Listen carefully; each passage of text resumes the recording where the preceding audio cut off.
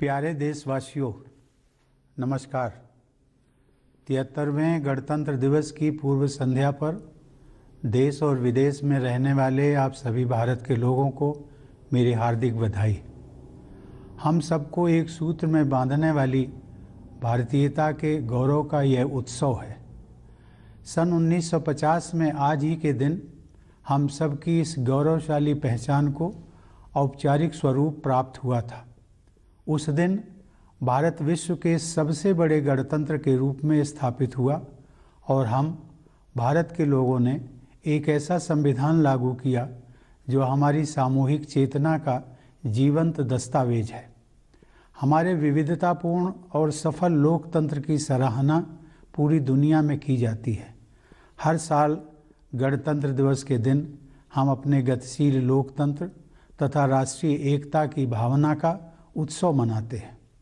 महामारी के कारण इस वर्ष के उत्सव में धूमधाम भले ही कुछ कम हो, परंतु हमारी भावना हमेशा की तरह सशक्त है। गणतंत्र दिवस का यह दिन उन महानायकों को याद करने का अवसर भी है जिन्होंने स्वराज के सपने को साकार करने के लिए अतुलनीय साहस का परिचय दिया तथा उसके लिए देशवासियों में संघर्ष करने का उत्साह जगाया। 2 दिन पहले 23 जनवरी को हम सभी देशवासियों ने जय हिंद का उद्घोष करने वाले नेताजी सुभाष चंद्र बोस की 125वीं जयंती पर उनका पूर्ण स्मरण किया है। स्वाधीनता के लिए उनकी ललक और भारत को गौरवशाली बनाने की उनकी महत्वाकांक्षा हम सब के लिए प्रेरणा का स्रोत है। हम अत्यंत सौभाग्यशाली हैं कि हमारे संविधान का निर्माण करने वाली सभा में उस दौर की सर्वश्रेष्ठ विभूतियों का प्रतिनिधित्व था। वे लोग हमारे महान स्वाधीनता संग्राम के प्रमुख ध्वजवाहक थे। लंबे अंतराल के बाद भारत की राष्ट्रीय चेतना का पुनर्जागरण हो रहा था। इस प्रकार वे असाधारण महिलाएं और पुरुष एक नई जागृति के अग्रदूत की भूमिका निभा रहे थे। उन्होंने संविधान के प्रारूप के प्रत्येक अनुच्छेद, वाक्य और शब्द पर सामान्य जनमानस के हित में विस्तृत चर्चा की। वह विचार मंथन लगभग 3 वर्ष तक चला। अंततः डॉक्टर बाबा साहेब आम्बेडकर ने प्रारूप समिति के अध्यक्ष की हैसियत से संविधान को आधिकारिक स्वरूप प्रदान किया और वह हमारा आधारभूत ग्रंथ बन गया। यद्यपि हमारे संविधान का कलेवर विस्तृत है, क्योंकि उसमें राज्य के कामकाज की व्यवस्था का भी विवरण है, लेकिन संविधान की संक्षिप्त प्रस्तावना में लोकतंत्र, न्याय, स्वतंत्रता, समानता और बंधुत्व के मार्गदर्शक सिद्धांत सारगर्भित रूप से उल्लिखित हैं। इन आदर्शों से उस ठोस आधारशिला का निर्माण हुआ है जिस पर हमारा भव्य गणतंत्र मजबूती से खड़ा है। इन्हीं जीवन मूल्यों में हमारी सामूहिक विरासत भी परिलक्षित होती है। इन जीवन मूल्यों को मूल अधिकारों तथा नागरिकों के मूल कर्तव्यों के रूप में हमारे संविधान द्वारा बुनियादी महत्व प्रदान किया गया है। अधिकार और कर्तव्य एक ही सिक्के के 2 पहलू हैं। संविधान में उल्लिखित मूल कर्तव्यों का नागरिकों द्वारा पालन करने से मूल अधिकारों के लिए समुचित वातावरण बनता है। आह्वान किए जाने पर राष्ट्र की सेवा करने के मूल कर्तव्य को निभाते हुए हमारे करोड़ों देशवासियों ने स्वच्छता अभियान से लेकर कोविड टीकाकरण अभियान को जन आंदोलन का रूप दिया है। ऐसे अभियानों की सफलता का बहुत बड़ा श्रेय हमारे कर्तव्यपरायण नागरिकों को जाता है। मुझे विश्वास है कि हमारे देशवासी इसी कर्तव्य निष्ठा के साथ राष्ट्र हित के अभियानों को अपनी सक्रिय भागीदारी से मजबूत बनाते रहेंगे। प्यारे देशवासियों, भारत का संविधान 26 नवंबर 1949 को संविधान सभा द्वारा अंगीकृत, अधिनियमित और आत्मार्पित किया गया। उस दिन को हम संविधान दिवस के रूप में मनाते हैं। उसके 2 महीने बाद 26 जनवरी 1950 से हमारा संविधान पूर्णतः प्रभावी हुआ। ऐसा सन 1930 के उस दिन को यादगार बनाने के लिए किया गया था जिस दिन भारतवासियों ने पूरी आज़ादी हासिल करने का संकल्प लिया था। सन 1930 से 1947 तक हर साल 26 जनवरी को पूर्ण स्वराज दिवस के रूप में मनाया जाता था। अतः यह तय किया गया कि उसी दिन से संविधान को पूर्णतः प्रभावी बनाया जाए। सन 1930 में महात्मा गांधी ने देशवासियों को पूर्ण स्वराज दिवस मनाने का तरीका समझाया था। उन्होंने कहा था, चूँकि हम अपने ध्येय को अहिंसात्मक और सच्चे उपायों से ही प्राप्त करना चाहते हैं और यह काम हम केवल आत्मशुद्धि के द्वारा ही कर सकते हैं, इसलिए हमें चाहिए कि उस दिन हम अपना सारा समय यथाशक्ति कोई रचनात्मक कार्य करने में बिताएं। यथाशक्ति रचनात्मक कार्य करने का गांधी जी का यह उपदेश सदैव प्रासंगिक रहेगा। उनकी इच्छा के अनुसार गणतंत्र दिवस का उत्सव मनाने के दिन और उसके बाद भी हम सब की सोच और कार्यों में रचनात्मकता होनी चाहिए। गांधी जी चाहते थे कि हम अपने भीतर झांक कर देखें, आत्मनिरीक्षण करें और बेहतर इंसान बनने का प्रयास करें और उसके बाद बाहर भी देखें, लोगों के साथ सहयोग करें और एक बेहतर भारत तथा बेहतर विश्व के निर्माण में अपना योगदान करें। प्यारे देशवासियों, मानव समुदाय को एक दूसरे की सहायता की इतनी ज़रूरत कभी नहीं पड़ी थी जितनी कि आज है। अब 2 साल से भी अधिक समय बीत गया है, लेकिन मानवता का कोरोना वायरस के विरुद्ध संघर्ष अभी भी जारी है। इस महामारी में हजारों लोगों को जान से हाथ धोना पड़ा है। पूरे विश्व की अर्थव्यवस्था पर आघात हुआ है। विश्व समुदाय को अभूतपूर्व विपदा का सामना करना पड़ा है। नित्य नए रूपों में यह वायरस नए संकट प्रस्तुत करता रहा है। यह स्थिति मानव जाति के लिए एक असाधारण चुनौती बनी हुई है। महामारी का सामना करना भारत में अपेक्षाकृत अधिक कठिन होना ही था। हमारे देश में जनसंख्या का घनत्व बहुत ज़्यादा है और विकासशील अर्थव्यवस्था होने के नाते हमारे पास इस अदृश्य शत्रु से लड़ने के लिए उपयुक्त स्तर पर बुनियादी ढांचा तथा आवश्यक संसाधन पर्याप्त मात्रा में उपलब्ध नहीं थे। लेकिन ऐसे कठिन समय में ही किसी राष्ट्र की संघर्ष करने की क्षमता निखरती है। मुझे यह कहते हुए गर्व का अनुभव होता है कि हमने कोरोना वायरस के खिलाफ असाधारण दृढ़ संकल्प और कार्य क्षमता का प्रदर्शन किया है। पहले वर्ष के दौरान ही हमने स्वास्थ्य सेवा के बुनियादी ढांचे को विस्तृत तथा मजबूत बनाया और दूसरे देशों की मदद के लिए भी आगे बढ़े। दूसरे वर्ष तक हमने स्वदेशी टीके विकसित कर लिए और विश्व इतिहास में सबसे बड़ा टीकाकरण अभियान शुरू कर दिया। यह अभियान तेज गति से आगे बढ़ रहा है। हमने अनेक देशों को वैक्सीन तथा चिकित्सा संबंधी अन्य सुविधाएं प्रदान कराई हैं। भारत के इस योगदान की वैश्विक संगठनों ने सराहना की है।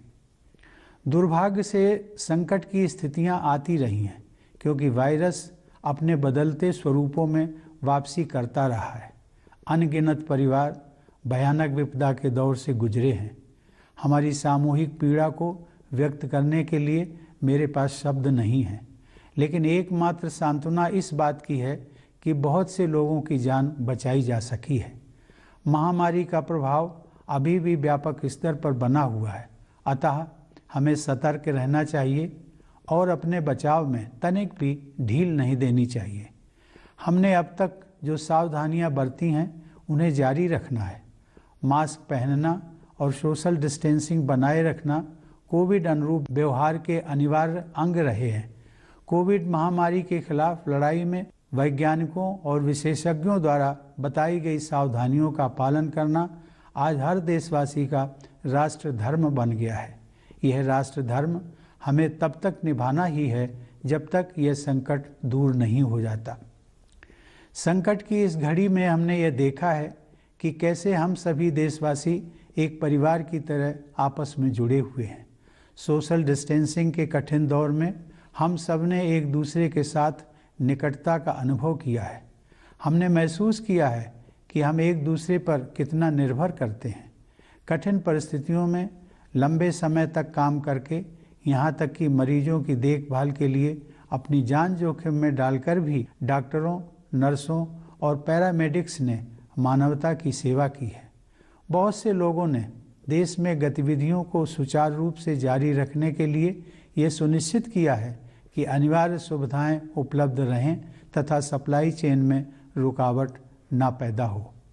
केंद्र और राज्य स्तर पर जन सेवकों, नीति निर्माताओं, प्रशासकों और अन्य लोगों ने समयानुसार कदम उठाए हैं।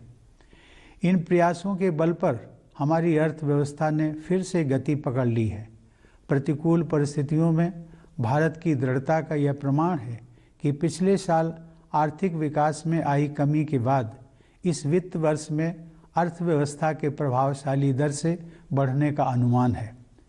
यह पिछले वर्ष शुरू किए गए आत्मनिर्भर भारत अभियान की सफलता को भी दर्शाता है। सभी आर्थिक क्षेत्रों में सुधार लाने और आवश्यकता अनुसार सहायता प्रदान करने हेतु सरकार निरंतर सक्रिय रही है। इस प्रभावशाली आर्थिक प्रदर्शन के पीछे कृषि और मैन्युफैक्चरिंग क्षेत्रों में हो रहे बदलावों का प्रमुख योगदान है।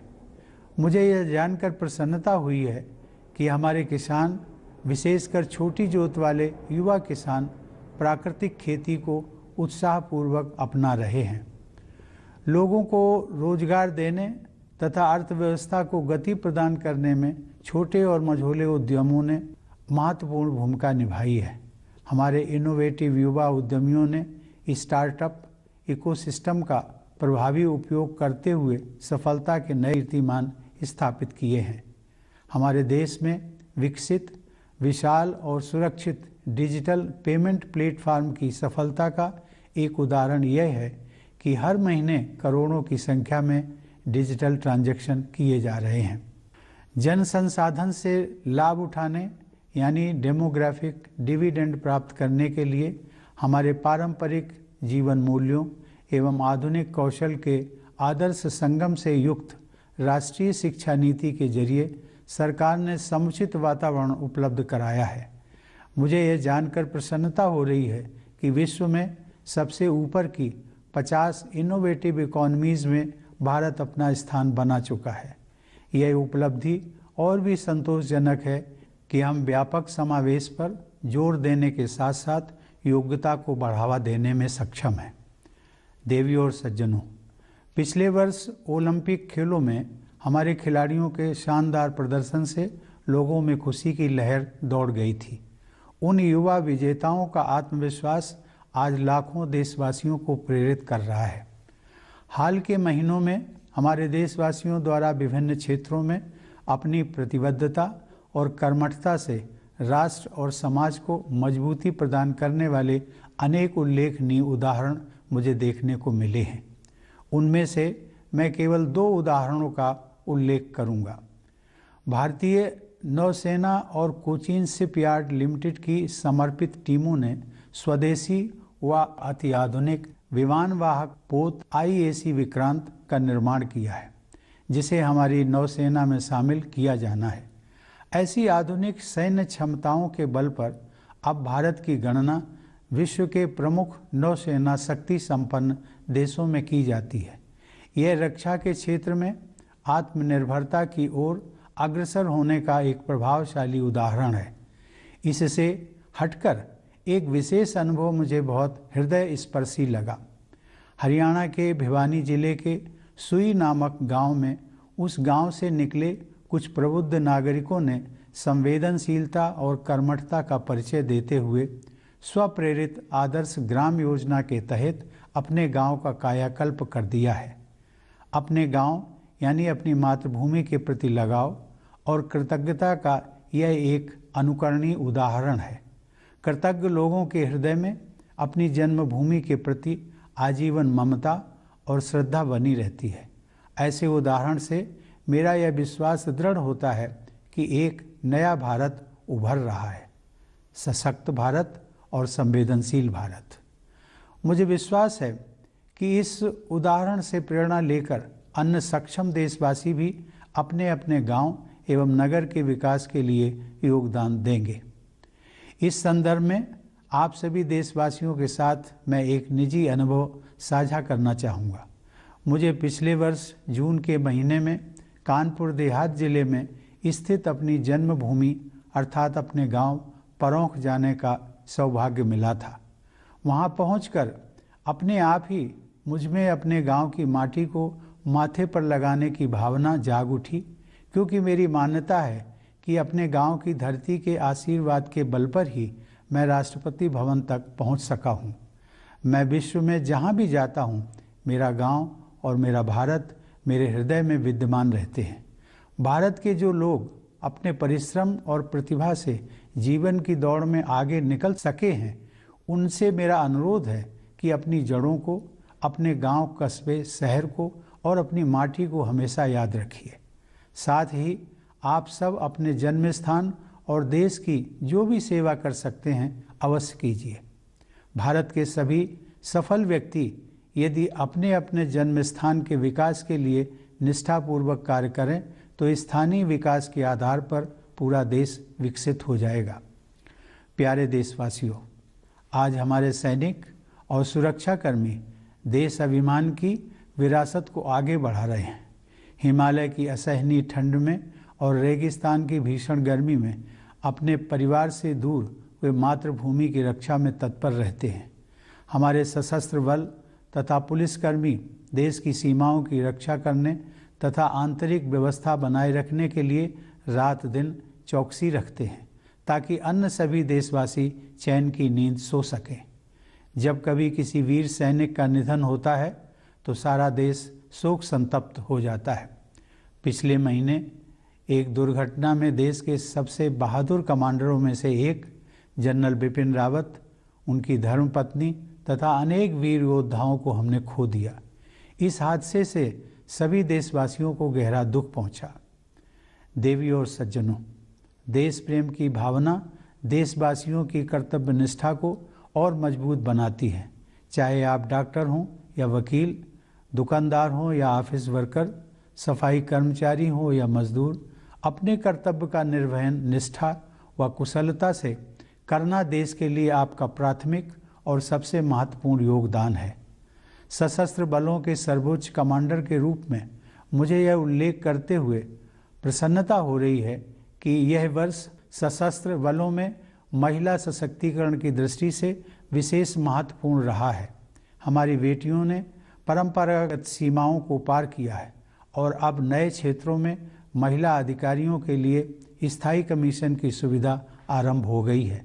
साथ ही सैनिक स्कूलों तथा सुप्रतिष्ठित नेशनल डिफेंस एकेडमी से महिलाओं के आने का मार्ग प्रशस्त होने से सेनाओं की टैलेंट पाइपलाइन तो समृद्ध होगी ही, हमारे सशस्त्र बलों को बेहतर जेंडर बैलेंस का लाभ भी मिलेगा। मुझे विश्वास है कि भविष्य की चुनौतियों का सामना करने के लिए भारत आज बेहतर स्थिति में है। 21वीं सदी को जलवायु परिवर्तन के युग के रूप में देखा जा रहा है और भारत ने अक्षय ऊर्जा के लिए अपने साहसिक और महत्वाकांक्षी लक्ष्यों के साथ विश्व मंच पर नेतृत्व की स्थिति बनाई है।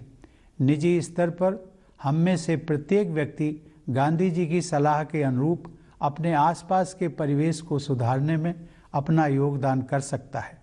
भारत ने सदैव समस्त विश्व को एक परिवार ही समझा है। मुझे विश्वास है कि विश्व बंधुत्व की इसी भावना के साथ हमारा देश और समस्त विश्व समुदाय और भी अधिक समरस तथा समृद्ध भविष्य की ओर आगे बढ़ेंगे। प्यारे देशवासियों, इस वर्ष जब हमारे देश की आज़ादी के 75 साल पूरे होंगे, तब हम अपने राष्ट्रीय इतिहास का एक महत्वपूर्ण पड़ाव पार करेंगे। इस अवसर को हम आज़ादी का अमृत महोत्सव के रूप में मना रहे हैं। मुझे यह जानकर प्रसन्नता हो रही है कि बड़े पैमाने पर हमारे देशवासी, विशेषकर हमारे युवा, इस ऐतिहासिक आयोजन में उत्साहपूर्वक भाग ले रहे हैं। यह न केवल अगली पीढ़ी के लिए बल्कि हम सभी के लिए अपने अतीत के साथ पुनः जुड़ने का एक शानदार अवसर है। हमारा स्वतंत्रता संग्राम हमारी गौरवशाली ऐतिहासिक यात्रा का एक प्रेरक अध्याय था। स्वाधीनता का यह 75वां वर्ष उन जीवन मूल्यों को पुनः जागृत करने का समय है जिनसे हमारे महान राष्ट्रीय आंदोलन को प्रेरणा मिली थी। हमारी स्वाधीनता के लिए अनेक वीरांगनाओं और सपूतों ने अपने प्राण न्यौछावर किए हैं। स्वाधीनता दिवस तथा गणतंत्र दिवस के राष्ट्रीय पर्व न जाने कितनी कठोर यातनाओं एवं बलिदानों के पश्चात नसीब हुए हैं। आइए गणतंत्र दिवस के अवसर पर हम सब श्रद्धापूर्वक उन अमर बलिदानियों का भी स्मरण करें। प्यारे देशवासियों, हमारी सभ्यता प्राचीन है, परंतु हमारा यह गणतंत्र नवीन है। राष्ट्र निर्माण हमारे लिए निरंतर चलने वाला एक अभियान है। जैसा एक परिवार में होता है, वैसे ही एक राष्ट्र में भी होता है कि एक पीढ़ी अगली पीढ़ी का बेहतर भविष्य सुनिश्चित करने के लिए कड़ी मेहनत करती है। जब हमने आज़ादी हासिल की थी, उस समय तक औपनिवेशिक शासन के शोषण ने हमें घोर गरीबी की स्थिति में डाल दिया था, लेकिन उसके बाद के 75 वर्षों में हमने प्रभावशाली प्रगति की है। अब युवा पीढ़ी के स्वागत में अवसरों के नए द्वार खुल रहे हैं। हमारे युवाओं ने इन अवसरों का लाभ उठाते हुए सफलता के नए प्रतिमान स्थापित किए हैं। मुझे विश्वास है कि इसी ऊर्जा, आत्मविश्वास और उद्यमशीलता के साथ हमारा देश प्रगति पथ पर आगे बढ़ता रहेगा तथा अपनी क्षमताओं के अनुरूप विश्व समुदाय में अपना अग्रणी स्थान अवश्य प्राप्त करेगा। मैं आप सभी को पुनः गणतंत्र दिवस की हार्दिक शुभकामनाएं देता हूं। धन्यवाद। जय Hind.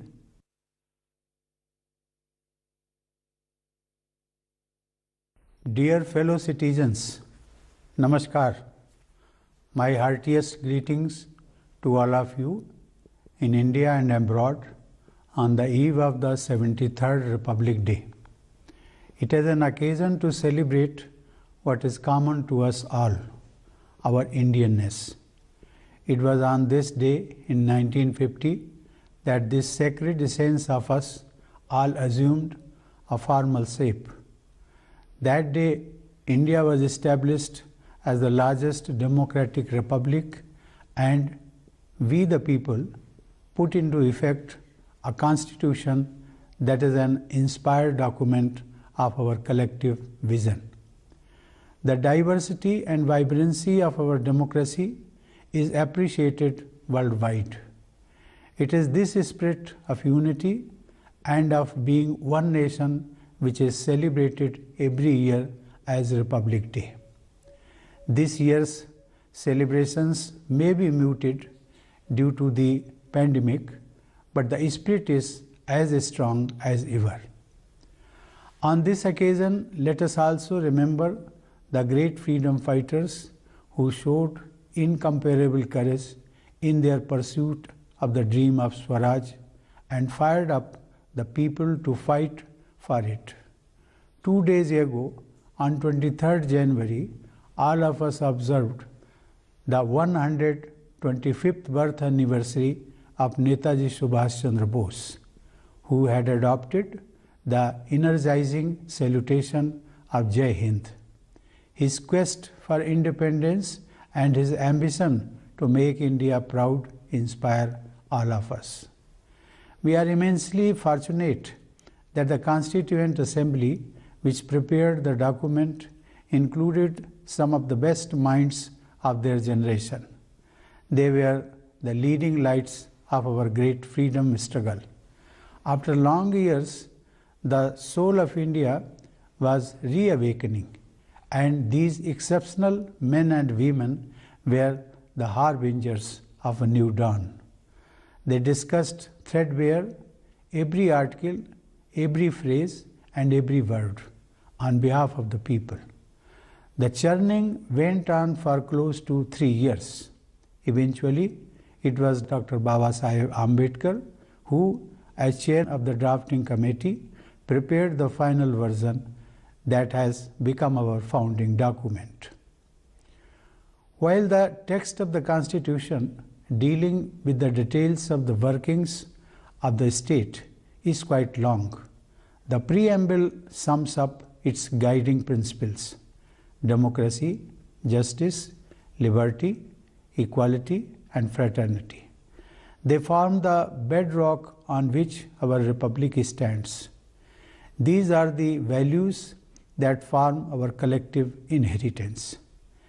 These values have been accorded primacy in our Constitution in the form of fundamental rights and fundamental duties of the citizens. Rights and duties are two sides of the same coin. The observance of the fundamental duties mentioned in the Constitution by the citizens creates the proper environment for enjoyment of fundamental rights.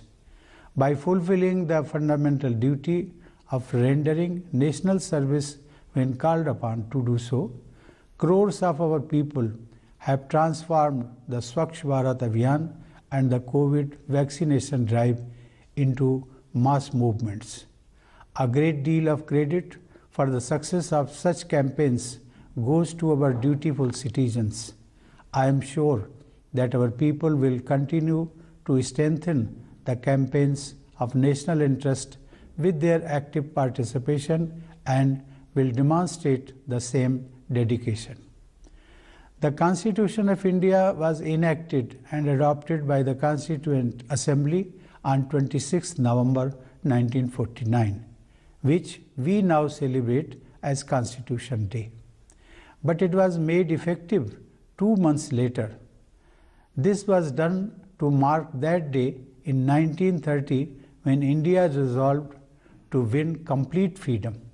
From 1930 to 1947, every year 26th January was celebrated as Purna Swaraj Day, and that was the day chosen to put the Constitution into force. Writing in 1930, Mahatma Gandhi had advised fellow citizens how Purna Swaraj Day was to be celebrated.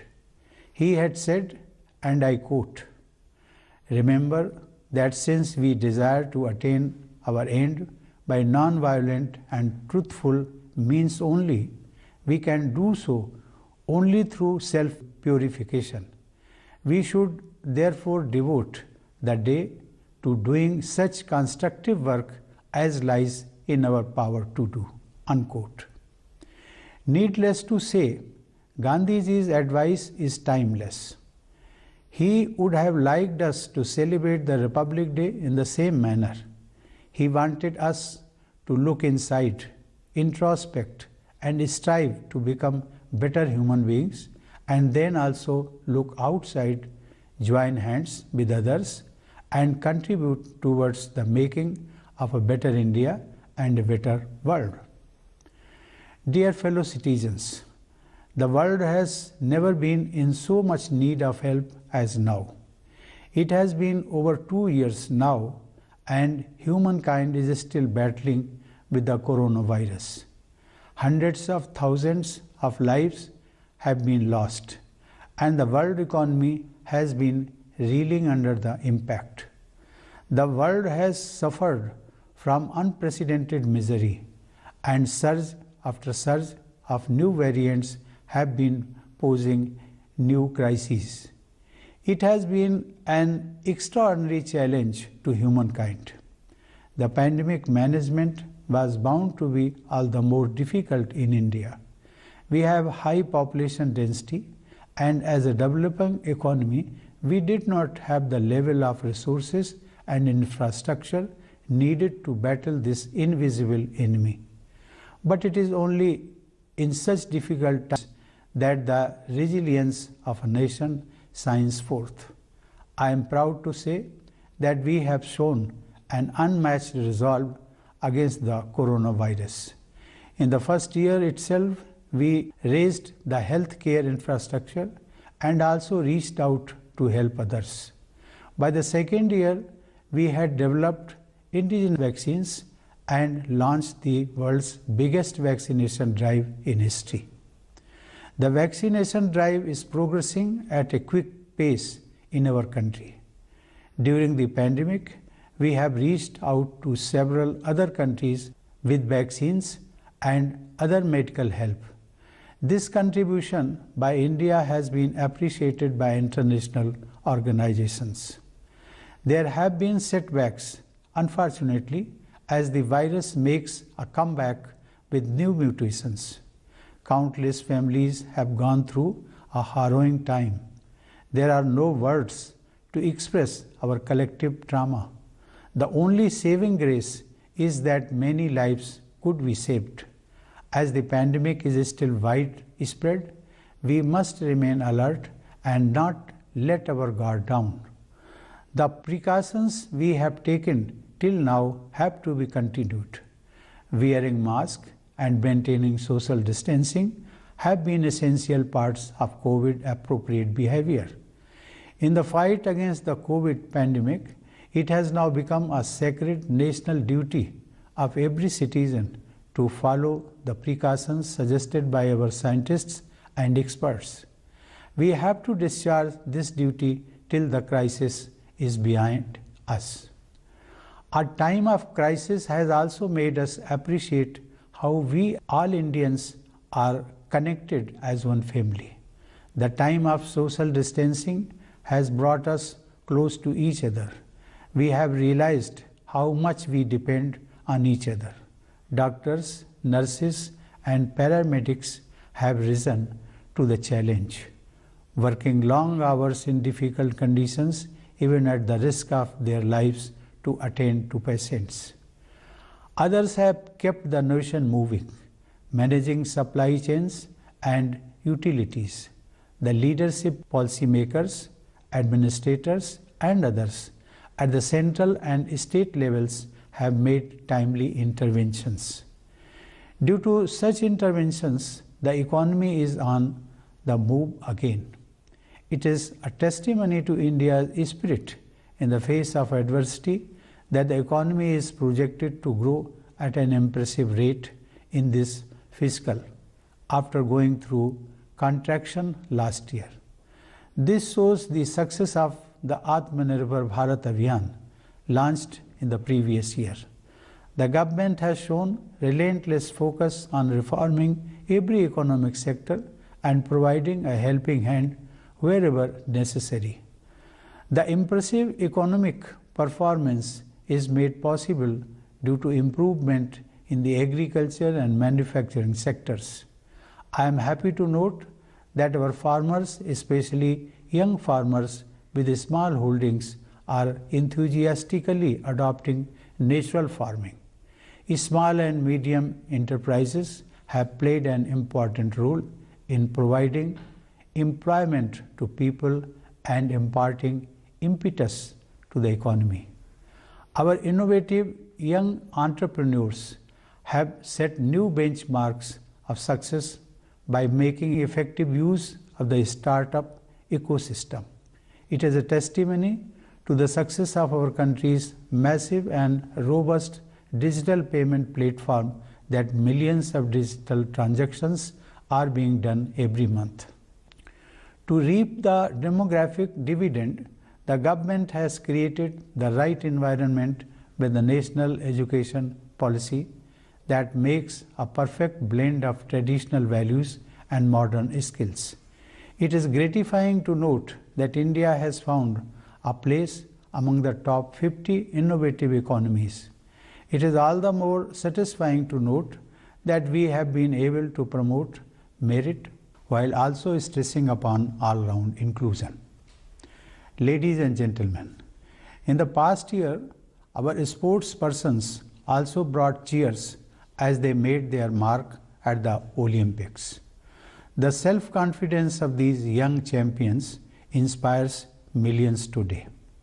In the recent months, I have witnessed remarkable examples of our people strengthening the country and the society through their commitment and action in diverse areas. However, I will mention only two such instances. The dedicated teams of the Indian Navy and Cochin Shipyard Limited have built an indigenous state-of-the-art aircraft carrier IAC Vikrant, which is to be inducted into our Navy. Due to such modern military capabilities, India is now counted among the world's leading naval powers. This is an impressive example of moving towards self-reliance in the field of defense. Apart from this, I found one special experience very touching. In a village called Sui in Bhiwani district of Haryana, some enlightened citizens who belong to that village have transformed the village under the Swaprerit Adarsh Gram Yojana, demonstrating sensitivity and diligence. This example of expressing affection and gratitude for one's village or native land is worth emulating. There remains lifelong love and reverence for their native land in the hearts of grateful people. This example strengthens my belief that a new India is emerging, a strong India and a sensitive India. Sashakt Bharat, Samvedansheel Bharat. I am sure that taking inspiration from this example, other resourceful people will also contribute for the development of their villages and cities. In this context, I would like to share a personal experience with all of you. I had the privilege of visiting my birthplace, that is my village Paronk at Kanpur, Dehad district in the month of June last year. On reaching there, I naturally felt the urge to express respect for the sacred soil of my village and applied it on my forehead, because I believe that I have been able to reach Rashtrapati Bhavan only due to the blessings of my village. Wherever in the world I may be, my village and my country remain in my heart. I request the people of India who are successful in life due to their hard work and talent to always remember their roots, their village, town or city. Also, all of you must serve your place of birth and your country in whatever way you can. If all the successful people of India work sincerely for the development of their birthplaces, then the whole country will benefit from the outcome of such local development. Dear fellow citizens, today it is our soldiers and security personnel who carry on the legacy of national pride. In the unbearable cold of the Himalayas and in the excruciating heat of the desert, far away from their families, they continue to guard the motherland. It is thanks to the constant vigil of the armed forces securing our borders and the police personnel maintaining internal security within the country that their fellow citizens enjoy peaceful life. When a brave soldier dies on duty, the entire country feels sad. Last month, in an unfortunate accident, we lost one of the bravest commanders of the country, General Bipin Rawat, his wife, and many brave soldiers. The entire country was deeply saddened by the tragic loss. Ladies and gentlemen, patriotism strengthens the sense of duty among citizens. Whether you are a doctor or a lawyer, a shopkeeper or office worker, a sanitation employee or a laborer, doing one's duty well and efficiently is the first and foremost contribution you make to the nation. As the Supreme Commander of the Armed Forces, I am glad to note that it has been a watershed year for women empowerment in the armed forces. Our daughters have broken a glass ceiling, and permanent commission has now been allowed for women officers in new areas. Also, the talent pipeline for the forces will be strengthened with women coming through Sainik schools and the prestigious National Defence Academy. Consequently, our armed forces will benefit from better gender balance. I am confident that India is better placed today to meet the challenges of the future. The 21st century is turning out to be the age of climate change, and India has taken a leadership position on the world stage in showing the way, especially with its bold and ambitious push for renewable energy. At the individual level, each one of us can remember Gandhiji's advice and help improve the world around us. India has always considered the whole world as one family. I am sure that inspired by this spirit of universal brotherhood, our country and the entire global community will move towards a more equitable and prosperous future. Dear fellow citizens, this year India will cross a milestone when it completes 75 years of independence. We are celebrating this occasion as Azadi Ka Amrit Mahotsav. It is heartening to note that our people, especially youngsters, are participating enthusiastically in a variety of events and programs organized to commemorate the landmark year. It is a great opportunity for not only the next generation but all of us to reconnect with our past. Our freedom struggle was an inspiring chapter in our splendid saga. In this 75th year of independence, let us rediscover the values that animated our glorious national movement. Many men and women laid down their lives for our freedom. Our freedom fighters have suffered unimaginable torture and made countless sacrifices for us to enjoy the festivals of Independence Day and Republic Day. Let us gratefully recall their immortal sacrifices on the occasion of Republic Day. Ladies and gentlemen, India is an ancient civilization but a young republic. For us, nation building is a constant endeavor. As in a family, so in a nation. One generation works hard to ensure a better future for the next generation. When we won independence, the exploitation of colonial rule had left us in utter poverty. But in 75 years, we have made impressive progress. New opportunities await the next generation. Our youth have taken advantage of these opportunities and set new benchmarks of success.